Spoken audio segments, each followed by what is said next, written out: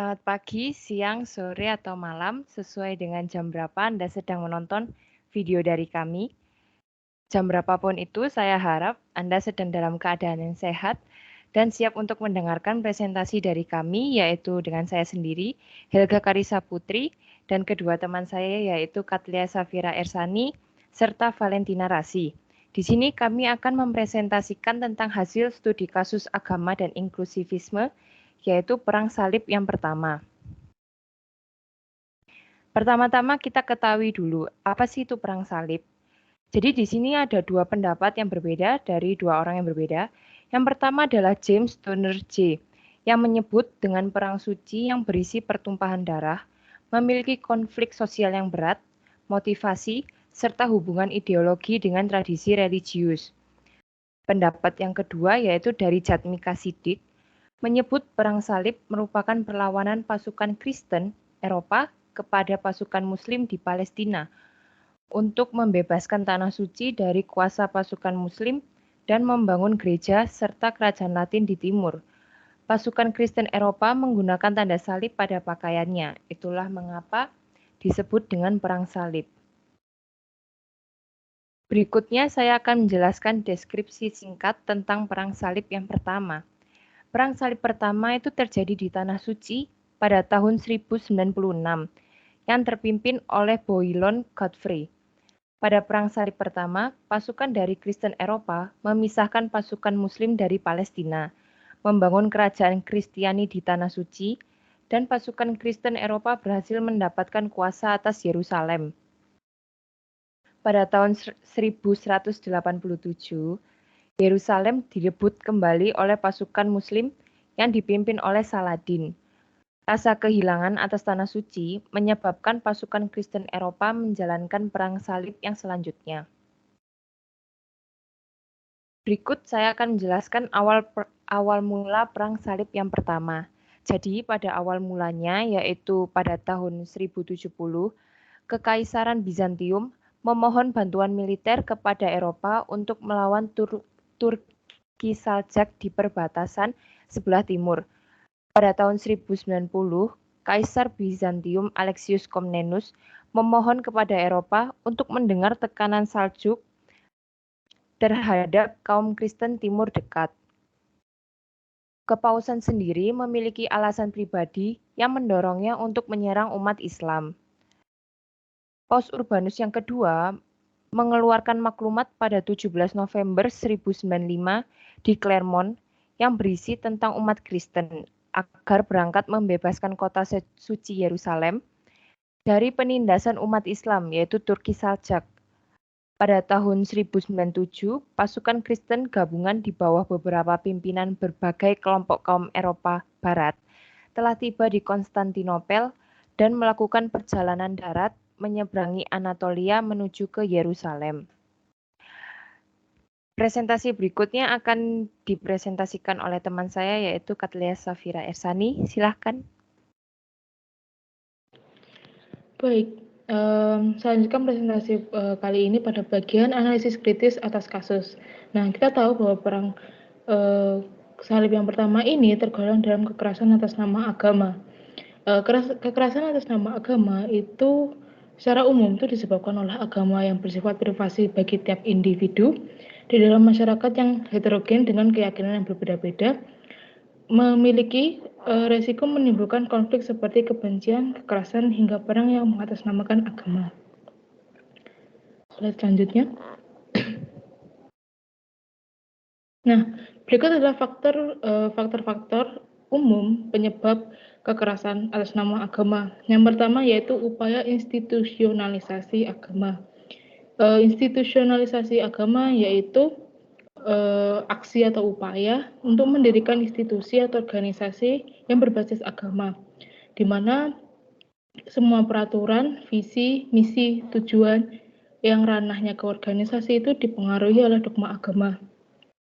Yang membuat agama dalam institusi tersebut bersifat dogmatis menjadi sebuah pemaksaan bagi anggota institusi, yang menyebabkan jika selain ajaran dalam institusi itu dianggap menyimpang oleh para anggota dari institusi tersebut. Nah, hal itu menyebabkan crash atau bentrok dari dua pihak. Yang pertama dari pihak institusi agama tersebut dan pihak luar, yaitu pihak masyarakat yang memiliki keyakinan dan pendapat yang berbeda-beda. Nah, kedua pihak ini akan saling membenci, di mana pihak institusi akan kukuh dan menggiring opini mereka kepada masyarakat, yaitu bahwa ajaran institusi mereka itu benar dan yang paling lurus. Sedangkan masyarakat itu menolak opini mereka karena pemaksaan oleh pihak institusi tersebut. Nah, konflik yang awalnya hanya sebatas ujaran kebencian dan menggiring opini menjadi sebuah aksi kekerasan yang terjadi pada kedua belah pihak dan menjadi kekerasan atas nama agama. Yang kedua yaitu faktor psikologi ketakutan dan kenikmatan. Kita tahu bahwa pendidikan agama yang diajarkan pada generasi muda atau anak-anak itu sifatnya indoktrinasi, yang mengajarkan agama sebatas mengikuti perintah agama dalam kitab suci dan menjauhi larangannya. Nah, hal tersebut itu mempengaruhi cara pandang generasi muda atau anak-anak ketika mereka menginjak di usia dewasa, yang mereka hanya memandang agama itu sebatas persoalan masuk surga dan menghindari neraka. Nah, dengan cara pandang yang seperti itu memicu aksi ekstrim dari generasi muda atau anak-anak yang telah menginjak usia dewasa, karena mereka pola pikirnya sudah berkembang, tapi cara pandang mereka hanya sebatas seperti itu, di mana usia dan secara fisik mereka sudah matang, tapi mereka akan melakukan segala cara, bahkan cara paling ekstrim pun untuk bisa masuk surga. Nah, itu menyebabkan pemicunya konflik atau kekerasan atas nama agama. Nah, contoh dari psikologi ketakutan dan kenikmatan itu ada pada dalam penyebab perang salib pertama itu terjadi pada sukarelawan umat Kristen atau Laskar Salib ini merasa bahwa tindakan yang dilakukan mereka itu merupakan tindakan yang benar, padahal mereka itu melakukan aksi yang kekerasan yang mengatasnamakan agama. Yang ketiga yaitu krisis identitas dan ketidakadilan. Adanya globalisasi yang memunculkan agama yang radikal. Nah, globalisasi di sini yaitu teknologi dan ilmu pengetahuan. Kita tahu bahwa ilmu pengetahuan itu merupakan ancaman serius bagi ajaran agama, karena ilmu pengetahuan yaitu ilmu yang dikembangkan dengan melakukan penelitian, observasi, dan analisis data yang terjadi di kehidupan masyarakat atau yang terjadi di muka bumi ini dan memiliki bukti faktual atau bukti nyata. Sedangkan ajaran agama itu ajaran atau ilmu yang diturunkan, yang itu diajarkan dari generasi ke generasi itu secara lisan atau secara tertulis, yaitu pada buktinya yaitu kitab suci. Namun kitab suci sendiri itu ditulis atau dibuat ratusan tahun setelah para tokoh agama yang disebutkan dalam kitab suci itu atau tokoh agama yang mengajarkan agama itu sudah tidak ada. Jadi kitab suci itu ditulis oleh para murid atau orang-orang yang diajari oleh tokoh agama tersebut dan hanya menulis sebatas yang mereka tahu.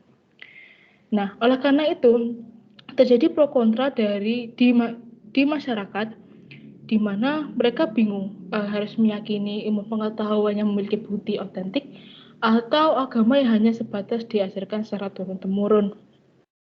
Nah, hal itu memunculkan jenis atau aliran agama yang baru, yaitu agama yang radikal, di mana para umat beragama yang fanatik itu demi mempertahankan ajaran agama mereka di masyarakat, mereka melakukan aksi pemberontakan atau aksi revolusi untuk memperjuangkan agama mereka untuk tetap ada di masyarakat. Nah, aksi mereka tuh bisa sampai dalam kekerasan atas nama agama. Selanjutnya yaitu elit global dan pebisnis yang memonopoli kesejahteraan rakyat yang menyebabkan perasaan tidak adil menciptakan reaksi. Nah, kita tahu bahwa di tiap agama itu mengajarkan untuk hidup adil dan menjunjung tinggi keadilan. Tapi realitanya yang kuatlah yang berkuasa. Nah, yang kuat ini adalah elit global dan pebisnis yang memonopoli kesejahteraan rakyat. Nah, kita yang rakyat kecil atau kita yang tidak memiliki kekuatan sebesar mereka itu hanya pasrah ketika kesejahteraan kita itu diambil oleh mereka. Nah, kembali lagi kepada umat beragama yang radikal. Mereka akan melakukan aksi revolusi sama seperti yang saya sebutkan tadi dan aksi pemberontakan dan menggiring opini masyarakat untuk ikut serta dalam aksi mereka karena hak mereka diambil oleh mereka yang berkuasa. Oleh karena itu menjadikan lagi aksi mereka tuh aksi kekerasan atas nama agama. Yang keempat yaitu multitafsir. Nah, tiap agama itu memiliki aliran yang berbeda-beda tiap generasinya. Hal itu dipengaruhi oleh budaya dan cara hidup sosial atau cara hidup mereka di masyarakat tertentu. Nah, terdapat dua cara tafsir yang diterapkan oleh masyarakat besar di dunia. Yang pertama yaitu tafsir harafiah atau tafsir yang paling sering digunakan atau tafsir secara literal. Jadi mereka menafsir agama itu berdasarkan yang tertulis di kitab suci. Jadi mereka menerima ajaran agama itu secara mentah, jadi secara tertulis dan tidak mempertanyakan lagi maksud dari ajaran tersebut itu apa, akibatnya apa, seperti itu. Jadi menerima langsung saja tanpa mengolahnya secara berpikiran rasional. Sedangkan lawannya yaitu tafsir secara substansial, itu menafsir agama itu secara humanis dengan pemikiran yang lebih rasionalitas. Jadi mereka tidak menerima agama itu secara mentah dan berpikir puluhan kali maksud dari ajaran agama ini apa, pengaruh dari agama ini tuh apa di masyarakat seperti itu. Jadi mereka memikirkan ajaran agama tersebut tuh dari berbagai banyak aspek. Nah, misalnya contohnya seperti ini. Di dalam ajaran Islam itu ada bahwa orang yang ibadah atau orang yang menyembah selain Tuhan itu sesat atau lebih tepatnya atau mereka pantas dibinasakan. Nah, ya terkadang agama itu mengajarkan sesuatu yang cukup kejam ya, misalnya seperti membunuh atau membinasakan sekelompok tertentu yang dianggap sesat. Nah, tapi bagi orang yang menafsir agama sebatas tafsiran harafiah itu akan melakukan perintah agama itu begitu saja, jadi langsung membunuh orang kafir tersebut. Tapi itu berbeda pada orang-orang yang menafsir agama secara substansial. Mereka akan berpikir dua kali atau berpikir secara logis dan menghindari aksi untuk membunuh. Jadi lebih ke mengkonseling orang tersebut kenapa mereka memilih jalan untuk menjadi orang kafir, alasan kamu itu apa yang mendorong kamu menjadi orang kafir seperti itu. Jadi mereka akan lebih humanis begitu. Oleh karena itu hanya dengan berbeda tafsiran terhadap satu ajaran agama bisa memicu kekerasan atas nama agama. Selanjutnya,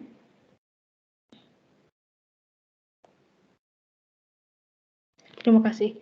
Nah, langsung saja pada analisis penyebab aksi perang salib yang pertama ini. Faktor pertama atau penyebab yang pertama yaitu faktor ketidakadilan. Sejak dinasti Seljuk merebut Baitul Maqdis dari tangan dinasti Fatimiyah pada tahun 1070 Masehi, Pihak Kristen merasa tidak bebas lagi menunaikan ibadah ke sana karena penguasa Seljuk menetapkan sejumlah peraturan yang dianggap mempersulit mereka yang hendak melaksanakan ibadah ke Baitul Maqdis. Slide selanjutnya.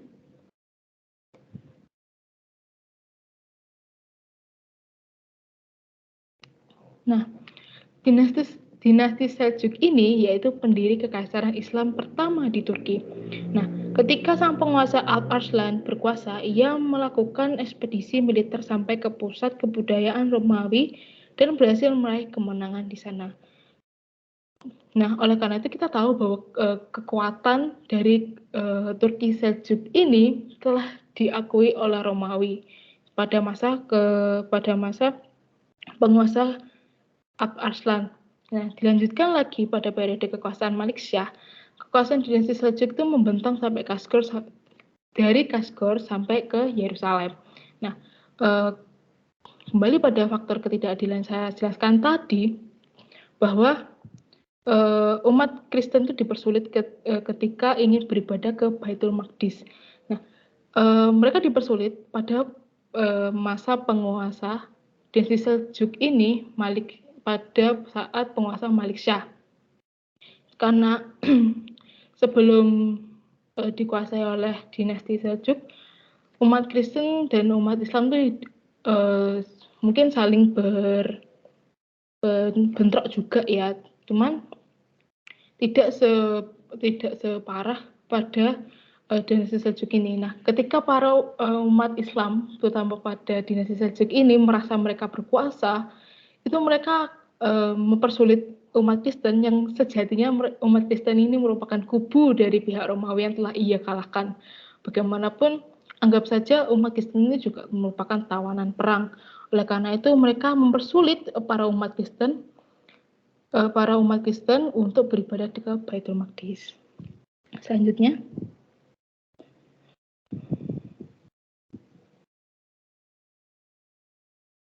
Baik, terima kasih. Nah, mungkin tidak familiar ya kata Baitul Maqdis itu bagi para penonton. Nah, Baitul Maqdis itu biasanya itu merujuk pada Masjid Al-Aqsa dan juga kota Yerusalem, tapi bagian kota tertuanya. Nah, untuk presentasi kali ini saya lebih merujuk kepada kota Yerusalemnya. Nah, di kota Yerusalem itu terdapat 3 kawasan agama yang berbeda. Yang pertama, kawasan Islam. Terdapat kubah batu, Haram al-Syarif, Masjid Al-Aqsa, yang menjadi tempat suci bagi umat agama Islam di Yerusalem. Ketiga tempat itu menjadi saksi bisu eksistensi dari Nabi Muhammad yang datang ke Yerusalem untuk melakukan perjalanan Isra Miraj. Yang oleh karena itu menjadi 3 tempat yang paling penting oleh umat Islam di seluruh dunia. Yang kedua yaitu kawasan Kristen. Terdapat gereja Makam Kudus yang dimana situs ini berada di tengah sejarah perjalanan Yesus, kematiannya, penyaliban, dan kebangkitannya. Nah, gereja Makam Kudus ini menjadi tempat ziarah bagi umat Kristen di seluruh dunia untuk berziarah ke makam kosong Yesus yang berada di gereja Makam Kudus. Oleh karena itu menjadi tempat yang penting juga bagi umat Kristen di seluruh dunia untuk tiap tahunnya datang ke sana. Yang ketiga yaitu kawasan Yahudi. Terdapat tembok ratapan yang digunakan untuk berdoa oleh kaum Yahudi ke Maha Kudus. Nah, ketika Anda sekalian sudah tahu bahwa Baitul Maqdis itu merupakan tempat yang penting bagi 3 agama ini, itu membuat para penonton itu sadar bahwa pentingnya tempat Baitul Maqdis ini bagi ketiga agama itu, dan menjadikan Baitul Maqdis atau Yerusalem ini pemicu perang untuk beberapa dekade ke depan, karena akan secara bergantian 3 umat beragama 3 ini akan saling merebut Yerusalem untuk mendapatkan kawasan mereka sendiri. Oleh karena itu Dengan ketiga kawasan yang penting ini menjadikan pemicu bagi perang salib mulai dari yang pertama hingga yang terakhir, yang ke-9. Selanjutnya,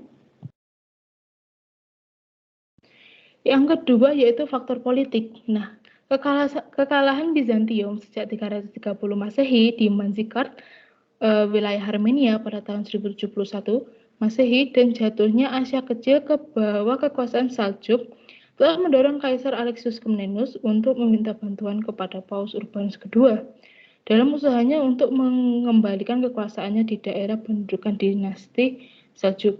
Nah, Paus Urbanus II ini bersedia membantu Bizantium karena adanya janji Kaisar Alexius untuk tunduk di bawah kekuasaan Paus di Roma dan harapan untuk dapat mempersatukan gereja Yunani dan Roma.